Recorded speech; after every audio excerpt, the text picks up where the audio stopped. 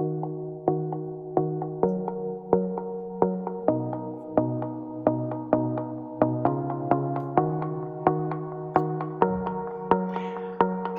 software and tech companies. Hello, I'm Paul Grafter, Director of Projects RH based in Sydney. My interest in this topic came to top of mind when we were approached by a would-be investor in one of our clients, and they came back with the answer, we don't want to invest. We want to buy the company for 3 years gross revenue. The client looked at me and said, well, we need to address this. And the answer is yes, we did. Back in my university days, I remember sitting riveted as the lecturer explained how we value companies. And for several years in my work life, I took great care to build elaborate models which would value projected cash flows with a high degree of mathematical accuracy. As with all models, it was always a matter of the quality of the data that was being used. As my professional career progressed, I produced financial models which were not only used for investment decision making, but took great care to build elaborate models which would value projected cash flows with a high degree of mathematical accuracy. As with all models, it was always a matter of the quality of the data that was being used.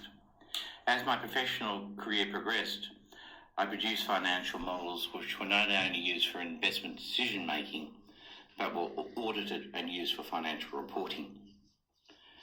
Having spent many years of my professional life in the resources sector, we produced models which covered the lives of 30 years or more, but I quickly realised that if you were discounting the cash flows at 8% real after tax, which meant 15%, that assets with a useful life of 30 years were not materially different in value to those with a life of 10 years. Over the years, I saw an increasing reliance on financial models in mergers and acquisitions and even in public offers. I remember reading with great interest the report prepared by Deloitte Corporate Finance for the independent directors of White Energy on 22 February 2011, which was later featured in a Royal Commission. It was an excellent report, and it represented the appropriate forms of valuation in natural resources for the time. What it did, though, is it took a series of valuation methodologies and averaged them. So it began to accept there isn't just one correct path. In responding to the request to buy the company, what we recommended first was that an independent valuer be appointed, and the valuation fee for doing this would be 25,000 to 50,000 Australian dollars. What we had to do, however, was prepare our own view of the world. So at Projects RH, we do work with fintechs, medtechs, engineering technology companies, online retail companies, and B2B business solution providers. And we've seen each go through important parts of their journey. We have seen that medtechs have a long life and can take 8 years to become commercialised after having left the university sector. What we also see is many people are like the mining industry, where you have an exploration company that finds and develops a project and sells it off. This is common in the medtech space and in other technologies. So the early stage developers with a unique idea and very low costs are able to proceed and manage their projects in an environment the majors could never do. Having scoured the literature, we found 9 methodologies for valuing companies. The first is multiple of sales. You multiply how much you sold in income and by 1 or 2. And then you adjust that for where the business is in its stage of life. That is highly subjective. The second is to work out the price-earnings ratio, quite commonly used for mature companies on the stock exchange, but the issue then becomes what multiple do you use, and what we have seen in the last 12 months is multiples varying from 5 to 50. Generally, however, the market agrees for an early stage company which has got revenue, about 10 times is the right number. The third method is using internal rates of return and backward solving the value from that. This is very pleasing to accountants, but I don't know that it adds truly much value in understanding the business, because free cash flow and EBITDA depend on a mature business. The fourth method is free cash flow. This is the amount of money a company has after all expenses are taken, including paying tax. And then you multiply that by a number that you believe is appropriate. A significant difference occurs in the fifth method, which is replacement value. What you try to do is understand how much it would cost you to replicate what they have done. This is reminiscent of what a mining company would do. So if you're dealing with BHP or Rio, they have very high cost infrastructures.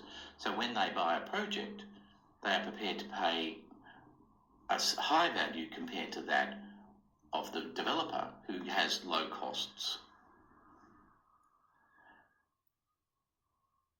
Another method is book value, also preferred by accountants. It tries to understand how much, if the business is in the accounts. This very much depends on your treatment of capitalisation versus expenses, and I don't think it really adds a lot of value.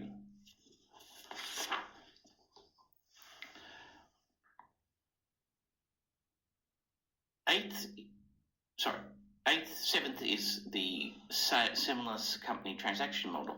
That is really useful. What you do is you look in the market and see if you can find a like transaction. Unfortunately, most of these transactions are done in the private market, and there's no recorded information on what the actual value is. The eighth method is liquidation or salvage value. You say if you close the company, what is it worth? Generally, software companies aren't worth anything. They have a couple of PCs and lots of intangibles. Therefore, on liquidation, you're not likely to get very much for the intangible assets.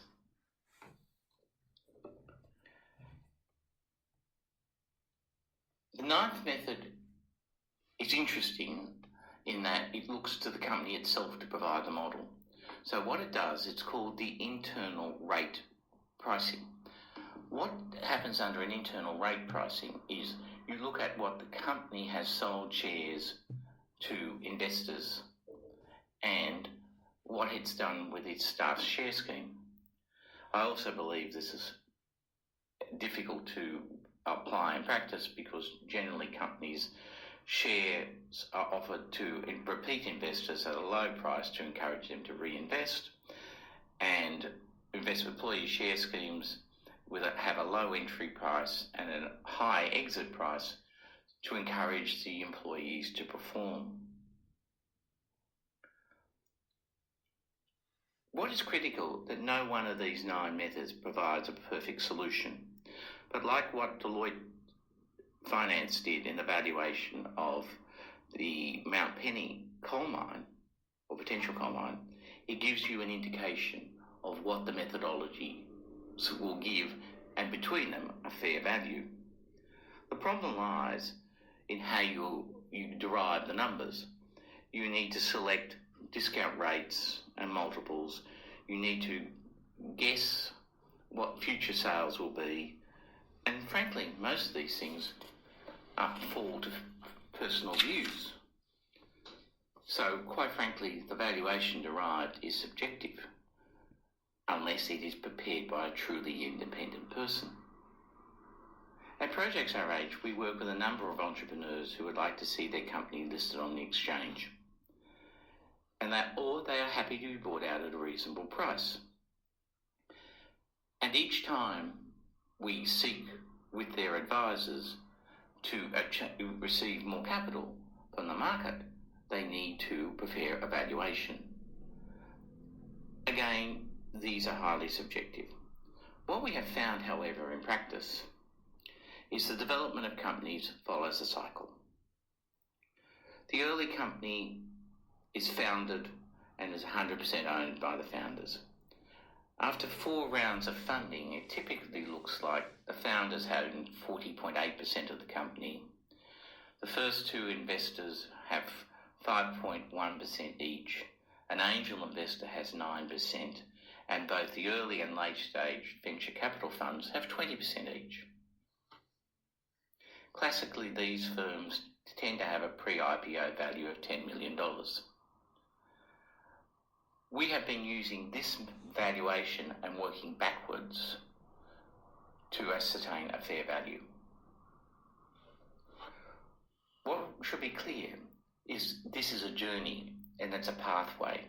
We have worked with a number of companies in 2020 who continue their journey and are successfully raising money. The value of a tech company or a marketing company is no different to any other company. The methodologies discussed are guidelines and important to both the buyer and seller. But what is critical is the market price is what a willing buyer and a willing seller will pay and receive. Companies wishing to position themselves need good financial modelling and business plans and good marketing materials.